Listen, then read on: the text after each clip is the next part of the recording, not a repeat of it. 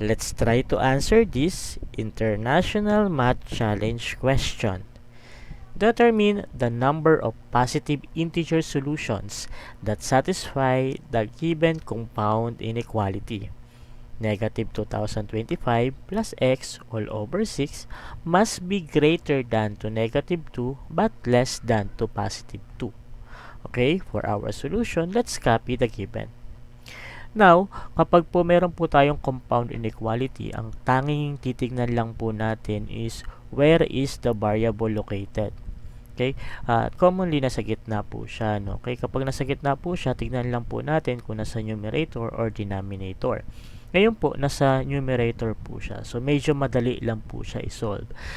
Tignan po natin yung ilalim. No? Yung ilalim, which is nag-divide po tayo ng 6. Okay? So, ngayon, para ma-eliminate yung over 6, magmumultiply po tayo ng 6 in all sides of the given equation or inequality. So, multiply po tayo ng 6. Again po, bakit po tayo magmumultiply ng 6? Kasi po, gusto po natin itong ma-eliminate.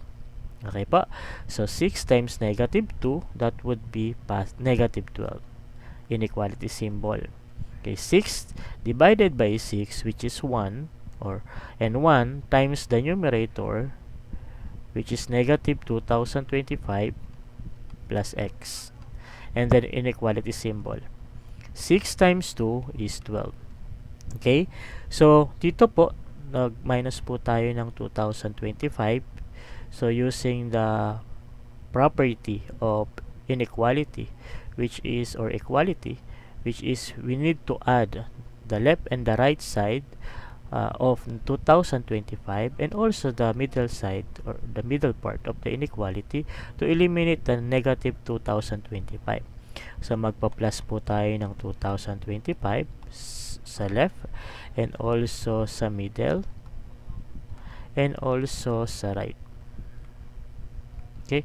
So maka-cancelled out na po siya. So from that, okay po, dito po natin lagay yung solution. 2025 minus 12, that is 2013.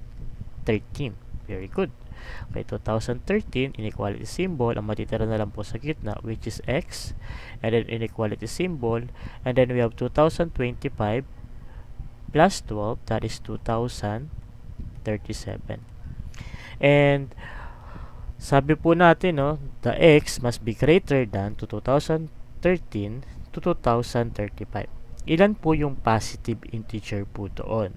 So, ngayon, hindi po kasama si 2013. So, mag-start po tayo kay 2014, papunta po kay 2015, and so on, papunta 2036. Hindi po kasama si 2037 kasi po, less than po dapat. Okay, so ilan po siya? So, meron po tayo, yung pwede po kayo magbilang 1 by 1, or pwede po natin gamitin yung formula, which is the highest minus the lowest plus 1, which is 2037 36 minus 2014. So the answer is 22, and then 22 plus 1 kasi always plus 1 po kasi yan. So the answer would be 23.